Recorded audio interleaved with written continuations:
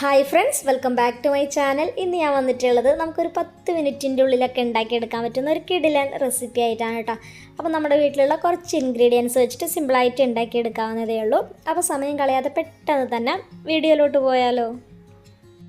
അപ്പോൾ അതിനായിട്ട് നമുക്ക് മെയിനായിട്ട് വേണ്ടത് സവാളയാണ് കേട്ടോ. അപ്പോൾ ഞാനിവിടെ മീഡിയം വലുപ്പത്തിലുള്ള 3 സവാളയാണ് എടുത്തിട്ടുള്ളത്.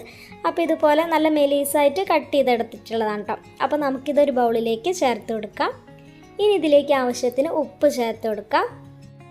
അപ്പോൾ സവാളയിലേക്ക് ഉപ്പ് ചേർത്തതിന് ശേഷം കൈ വെച്ചിട്ട് ഇതുപോലെ ഉപ്പ് എല്ലായിടത്തും ആവുന്നത് പോലെ ഇതുപോലെ ഒന്ന് മിക്സ് ചെയ്തിട്ട് എടുക്കണം കേട്ടോ. കൂടുതൽ അളവിൽ വേണമെന്നുണ്ടെങ്കിൽ ഉള്ളിയൊക്കെ കൂടുതൽ എടുത്താൽ മതി കേട്ടോ. ഇപ്പോൾ കൈ വെച്ചിട്ട് ഇതുപോലെ നല്ലപോലെ മിക്സ് ചെയ്തെടുത്തിട്ടുണ്ട്. ഇനി ഇതിലേക്ക് 2 പച്ചമുളക് ചെറുതായിട്ട് അരിഞ്ഞെടുത്തിട്ടുള്ളതാണ്, അത് ചേർത്ത് കൊടുക്കാം. എരിവിനനുസരിച്ചിട്ട് നോക്കിയിട്ട് പച്ചമുളക് എടുത്താൽ മതിയാവും. പിന്നെ ഇതിലേക്ക് ഒരു ചെറിയൊരു കഷ്ണം ഇഞ്ചിയാണ് കേട്ടോ, അത് ഇതുപോലെ പൊടിയായിട്ടൊന്ന് അരിഞ്ഞെടുത്തിട്ടുള്ളതാണ്, അത് ചേർത്ത് കൊടുക്കാം.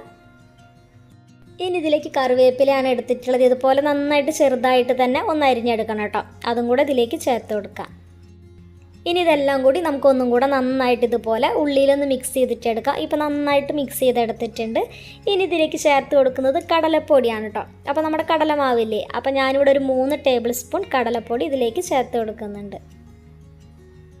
അതിൻ്റെ കൂടെ തന്നെ മൈദയാണ് എടുത്തിട്ടുള്ളത്, അതും 3 ടേബിൾ സ്പൂൺ ചേർത്ത് കൊടുക്കാം.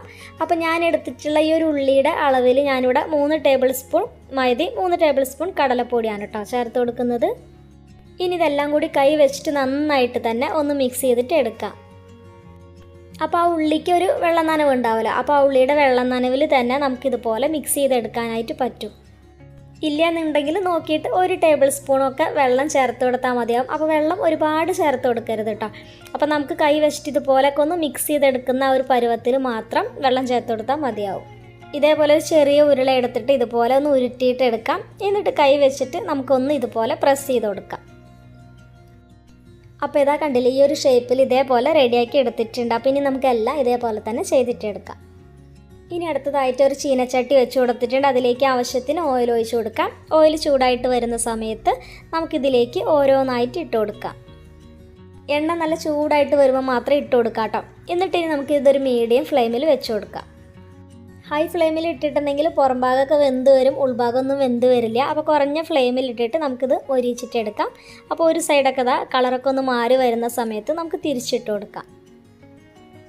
അപ്പോൾ ഉള്ളിയൊക്കെ നല്ല പോലെ തന്നെ മൊരിഞ്ഞിട്ട് നല്ലൊരു ക്രിസ്പി ആയിട്ട് വരുന്നത് വരേക്ക് നമുക്ക് ഫ്രൈ ചെയ്തിട്ടെടുക്കാം കേട്ടോ.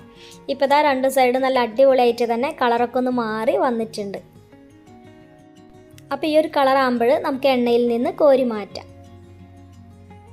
അപ്പോൾ നമ്മുടെ ക്രിസ്പി ആയിട്ടുള്ള സൂപ്പർ സ്നാക്ക് ഇവിടെ റെഡി ആയിട്ടുണ്ട്. അപ്പോൾ സവാളയൊക്കെ എല്ലാവരുടെ വീട്ടിലും എപ്പോഴും ഉള്ളതല്ലേ. അപ്പോൾ ഈവനിങ്ങിൽ ചായയുടെ കൂടെയൊക്കെ തീർച്ചയായിട്ടും ട്രൈ ചെയ്ത് നോക്കാം കേട്ടോ. അപ്പോൾ ചായയുടെ കൂടെയൊക്കെ ചൂടായിട്ട് കഴിക്കാൻ നല്ല സൂപ്പർ ടേസ്റ്റാണ്. അപ്പോൾ എല്ലാവരും ട്രൈ ചെയ്ത് നോക്കിയിട്ട് നിങ്ങളുടെ അഭിപ്രായം കമൻറ്റ് ചെയ്യണേ.